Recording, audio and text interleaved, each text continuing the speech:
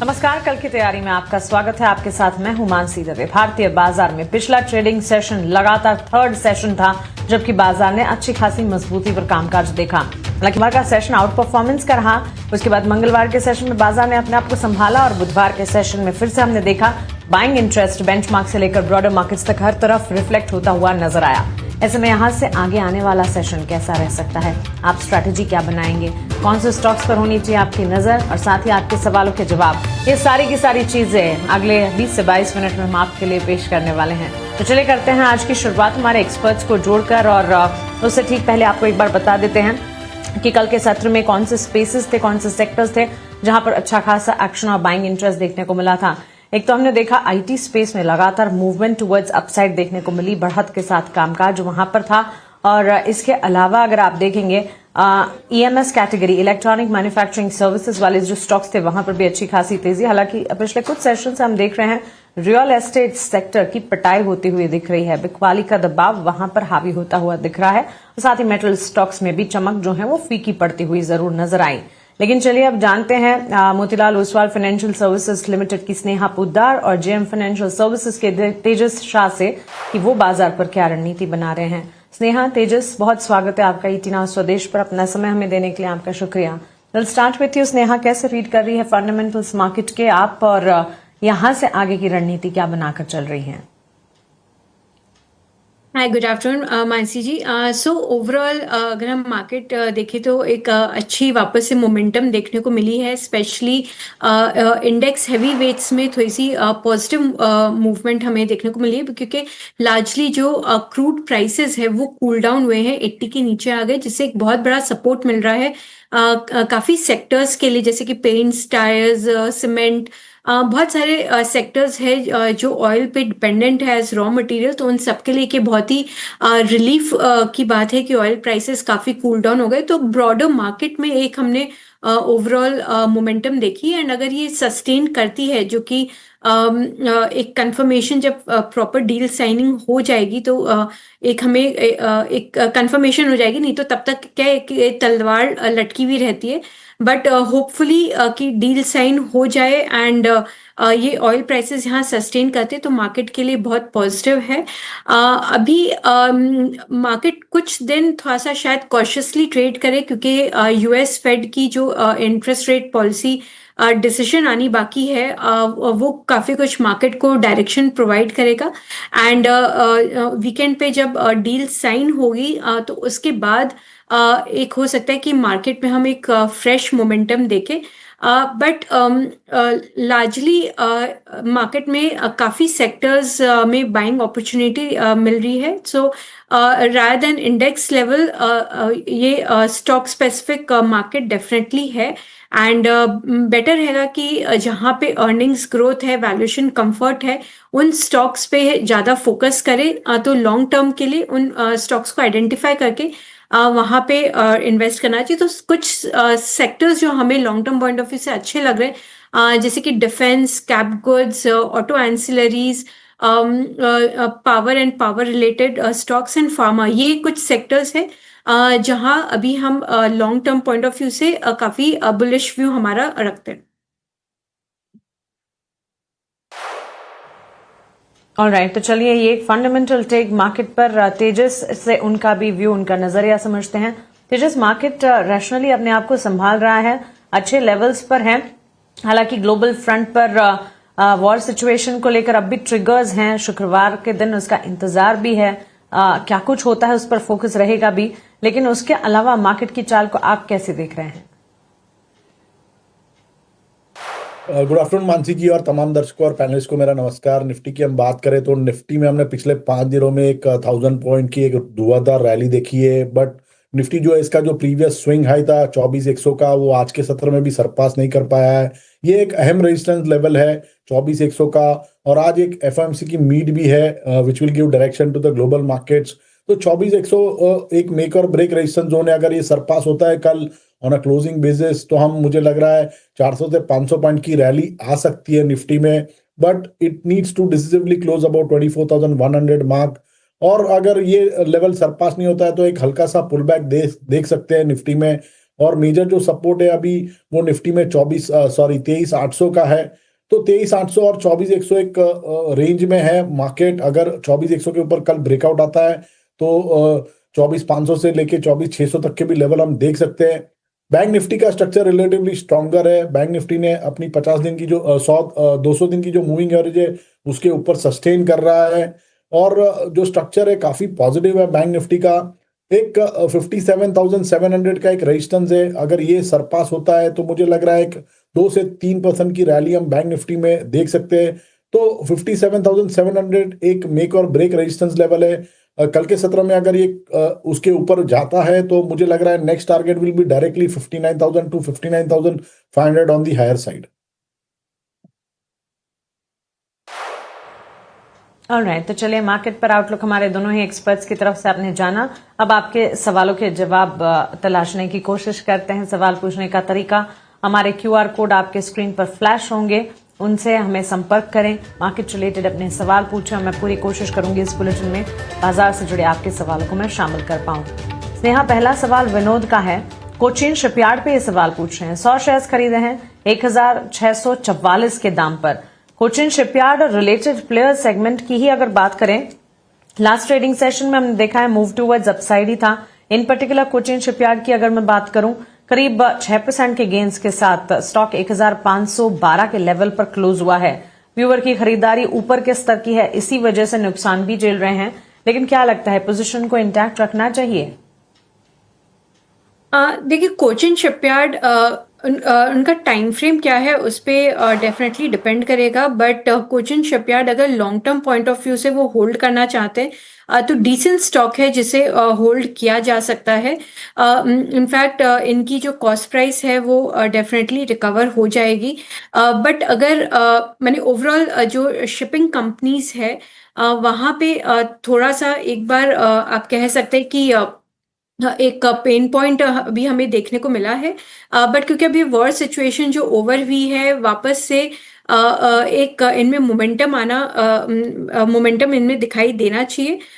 तो मेरा यही मानना है कि आप इस स्टॉक को लंबे समय के लिए होल्ड करिए एंड डेफिनेटली इसमें आपको एक डिसेंट रिटर्न्स बनती हुई दिखाई देगी, क्योंकि इनकी जो ओवरऑल ऑर्डर बुक है वो काफ़ी स्ट्रांग है एंड एक डिसेंट रेवेन्यू विजिबिलिटी प्रोवाइड करती है। करेक्शन भी काफ़ी हो चुका है स्टॉक में, तो वैल्यूएशन पर्सपेक्टिव से भी कंफर्ट एक है।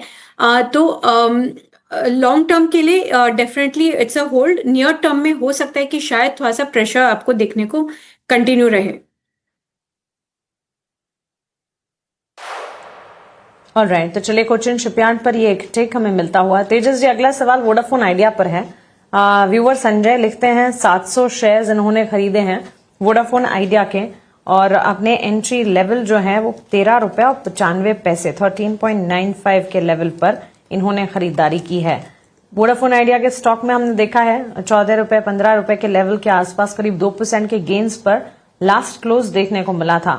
स्टॉक रनअप दिखा रहा है, पिछले 5 सेशन से चला है, एक महीने में करीब 16% के गेन्स भी देखे हैं। क्या आपको लगता है कि इस तेजी में एक बार निकलने के बारे में सोचना चाहिए? 700 शेयर्स खरीदे हैं, यहां से फर्दर अपसाइड है, अगर थोड़ी बहुत तेजी दिखेगी तो मुनाफा ज्यादा पाएंगे। देखिए, वोडाफोन की हम बात करें तो चार्ट स्ट्रक्चर अभी भी पॉजिटिव है। 15 रुपया 25 पैसा से लेके 15.5 के करीबन रेजिस्टेंस है, वो तो वहां पे अगर स्टॉक जाता है तो मुनाफा वसूली कर सकते हैं। अगर इनको शॉर्ट टर्म का नजरिया है तो एक ट्रेलिंग स्टॉप लॉस रख सकते हैं 14 रुपये 20 पैसे का। जब तक ये 14 रुपये 20 पैसे के ऊपर ट्रेड कर रहा है, स्टॉक में बने रह सकते हैं। और प्रॉफिट बुकिंग का जो एरिया है it is 15 quarter to 15.5।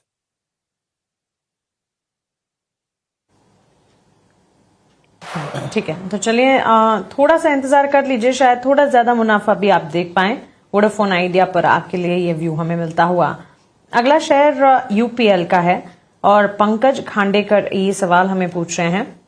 UPL के स्टॉक प्राइस को एक बार देख लेते हैं, और लास्ट ट्रेडिंग सेशन में मजबूती थी, बावजूद इसके स्टॉक में हमने डाउन ट्रेंड देखे हैं। व्यूअर की खरीदारी यूपीएल में करीब 970 शेयर्स की है और अपने एंट्री लेवल 621 की ये बता रहे हैं। 613 615 के लेवल के आसपास पिछले ट्रेडिंग सेशन में ये स्टॉक झूलता रहा। स्नेहा जी, कोई पर्टिकुलर टेक यूपीएल के स्टॉक प्राइस पर आप रखती हैं?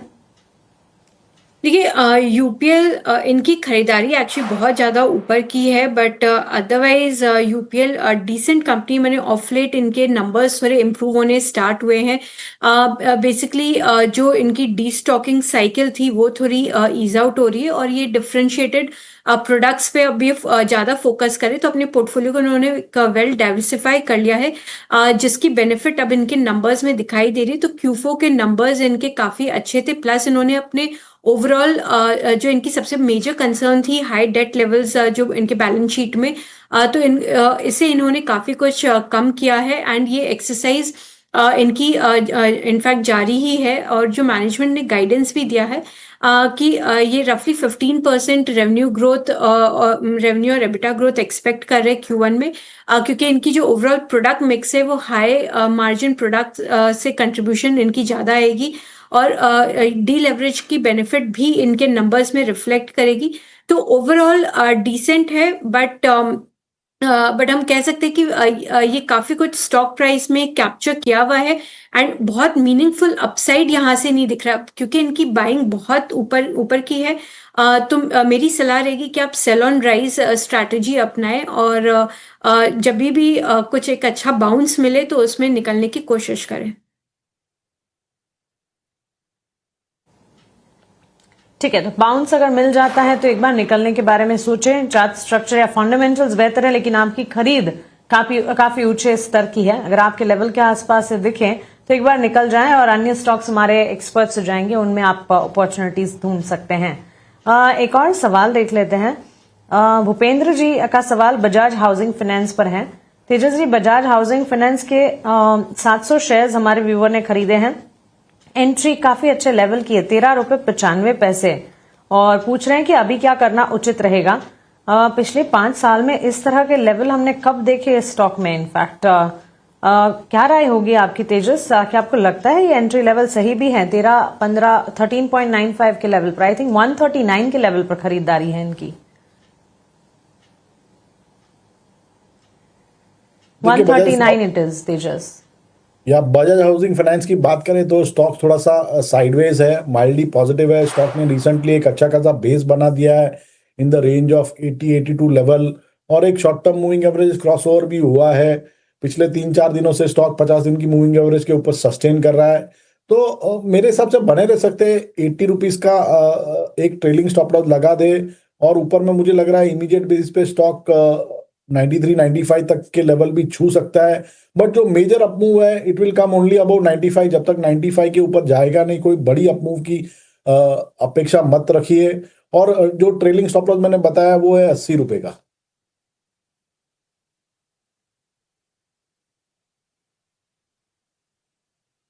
फिलहाल हमें मिलती हुई इस स्टॉक में बजाज हाउसिंग फाइनेंस के काउंटर पर। अगला सवाल देख लेते हैं, और ये सवाल जीमेंस एनर्जी पर है। हिरेन पंड्या सवाल पूछ रहे हैं। 100 शेयर जीमेंस एनर्जी के 2220 के लेवल पर इन्होंने खरीदे हैं, और एक बार देख लेते हैं स्टॉक में लास्ट क्लोज कितने पर देखने को मिला था। 3722 के लेवल पर काफी अच्छा मुनाफा हुआ होगा। हालांकि 100 ही शेयर्स हैं व्यूअर के पास, लेकिन इनकी खरीद से ऊपर गया है ये स्टॉक। फंडामेंटल्स के लिहाज से अगर आप देखें, एनालिस्ट रेटिंग तेजस ये कहती हैं कि पोजीशन को होल्ड रखनी चाहिए। क्या राय होगी आपकी? टेक्निकली चार्ट्स कैसे नजर आते हैं? तो सीमेंस एनर्जी की बात करें तो ये स्टॉक का भी चार्ट स्ट्रक्चर पॉजिटिव ही है। स्टॉक एक राइजिंग चैनल में ट्रेड कर रहा है, हायर टॉप हायर बॉटम के फॉर्मेशन है। ओवरऑल स्ट्रक्चर अभी भी पॉजिटिव है, तो बने रह सकते हैं। 3500 का एक ट्रेलिंग स्टॉप लॉस लगा दे। ऊपर में मुझे लग रहा है इसका इमीडिएट बेस पे लक्ष्य रहेगा 3950 से लेके 4000 तक का। वहां पे वापस एक बार फिर से रिव्यू लेना पड़ेगा स्टॉक का। ठीक है, 4000 के लेवल तक का इंतजार करें आप, और मजबूती है आगे भी कायम रह सकती है। 4000 के लेवल पर एक बार फिर से रिविजिट कीजिएगा, सवाल पूछेगा, हम आपको तब फिर राय देंगे। लेकिन चलिए आगे बढ़ेंगे और रुक करेंगे हमारे अगले special segment value investment pick का।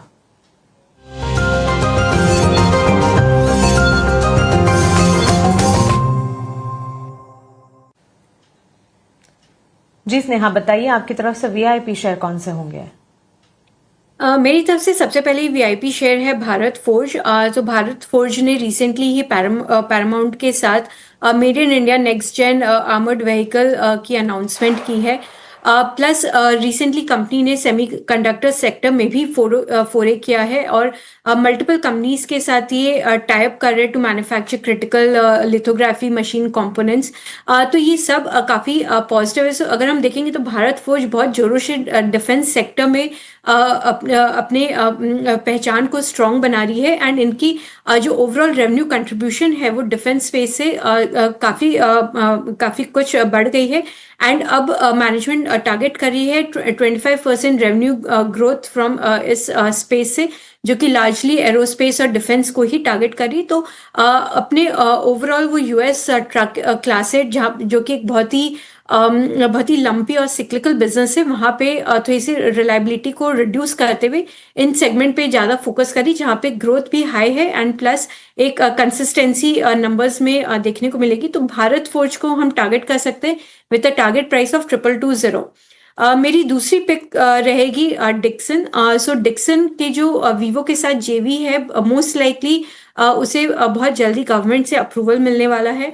प्लस कंपनी ने कल ही अनाउंस किया था एक जेमटेक जो कि ताइवान की कंपनी है, उनके साथ जेवी टू मैन्युफैक्चर ऑप्टिकल ट्रांसीवर्स। प्लस उन्होंने रिसेंट में बहुत सारे जेवीज में एंटर किए हैं जो कि उनके ओवरऑल प्रोडक्ट पोर्टफोलियो को डाइवर्सिफाई करेगा, not only from the simple smartphone making but काफ़ी ये वैल्यू चेन में अक्रॉस द वैल्यू चेन अपने प्रेजेंस को इम्प्रूव कर रहे हैं। तो ये बैकवर्ड एंड फॉरवर्ड इंटीग्रेशन इनके ओवरऑल ऑपरेशनल एफिशिएंसी को इम्प्रूव करेगी।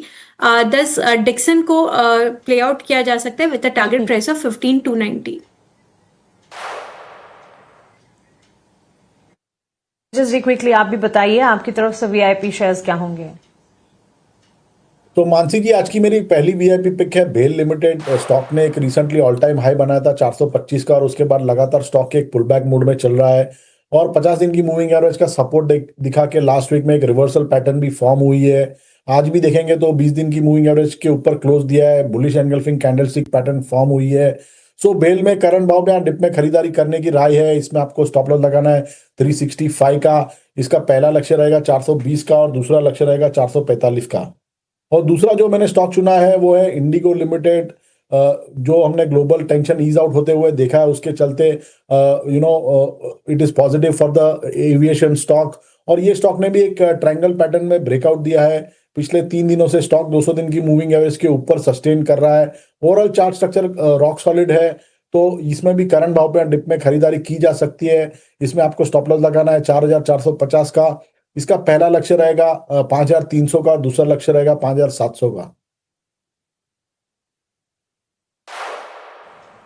बिल्कुल, आप दोनों एक्सपर्ट्स का बहुत शुक्रिया हमारे साथ जुड़ने के लिए, सवालों के जवाब देने के लिए और हमारे व्यूअर्स की कल की तैयारी करवाने के लिए।